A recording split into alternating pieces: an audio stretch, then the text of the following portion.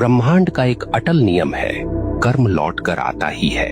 आप चाहें तो पर्वतों के पीछे छुप जाइए, आप चाहें तो महासागरों की गहराई में उतर जाइए, परंतु कर्म का चक्र आपको ढूंढ लेगा। क्योंकि यह संसार किसी राजा के कानून से नहीं चलता, यह चलता है ब्रह्मांड के न्याय से। और ब्रह्मांड का न्याय कैसा है? निर्दयी, निष्पक्ष और बिल्कुल सटीक। यह न तो रिश्वत लेता है, न पक्षपात करता है। जिसने जैसा बोया है वैसे ही काटना है। अक्सर लोग पूछते हैं, अगर कर्म इतना ही शक्तिशाली है तो क्या प्रार्थना, तपस्या या दान इसे बदल सकते हैं?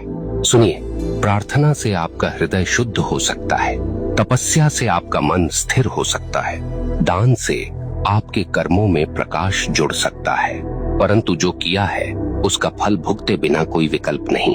हाँ, आप उस फल को हल्का कर सकते हैं, उसके वार को धीमा कर सकते हैं, परंतु उससे भाग नहीं सकते। ब्रह्मांड की अदालत में तारीख टल सकती है, पर फैसला कभी रद्द नहीं होता।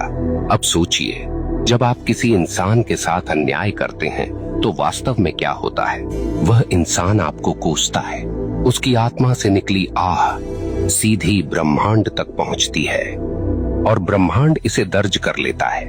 अब वह आह आपके जीवन की राहों पर कांटे बनकर बिछती है।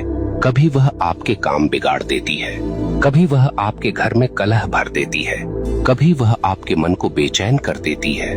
और आप सोचते हैं ये सब क्यों हो रहा है, पर आपको याद नहीं रहता कि आपने किसी और की राह काटी थी।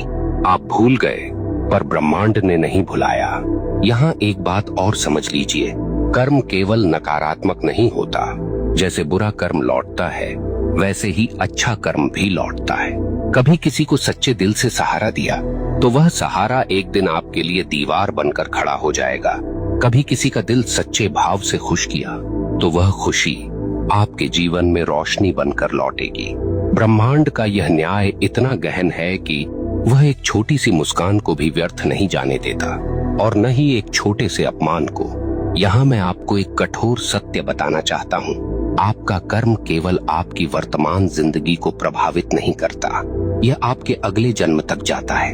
हाँ, जो कर्म आपने अधूरे छोड़े हैं, जो गलतियां आपने स्वीकार नहीं की, जो दोष आपने ढोए पर सुधारे नहीं, वे सब अगले जीवन में भी साथ चलते हैं। इसलिए कहा गया है, मनुष्य अपने कर्मों का वारिस है। आप सोचते हैं मैं तो मर जाऊंगा, इससे किसे फर्क पड़ेगा? परंतु मरने से कर्म का खाता बंद नहीं होता। आपके शरीर का अंत होता है, पर आपकी आत्मा वही सब लेकर आगे बढ़ती है। ब्रह्मांड तब तक चैन नहीं लेता जब तक आपको आपके कर्मों का फल न दिला दे। अब आपसे एक प्रश्न पूछता हूँ, क्या आपने कभी देखा है कि कोई बच्चा जन्म लेते ही संघर्ष में होता है और कोई जन्म लेते ही वैभव में? क्या आपने कभी सोचा है क्यों कोई अपंग पैदा होता है और क्यों कोई जन्म से ही स्वस्थ और बलवान? क्यों कोई भूख में जन्म लेता है और क्यों कोई सोने की थाली लेकर? यह सब संयोग नहीं, यह सब कर्म का लेखा है। ब्रह्मांड किसी को बिना कारण दुख या सुख नहीं देता। अब एक और गहरी बात, कर्म केवल व्यक्तिगत नहीं, सामूहिक भी होता है। कभी आपने देखा है कि किसी पूरे समाज पर विपत्ति आती है, पूरा नगर डूब जाता है, पूरा गांव अकाल झेलता है, कभी कभी पूरे राष्ट्र पर संकट आता है। क्यों?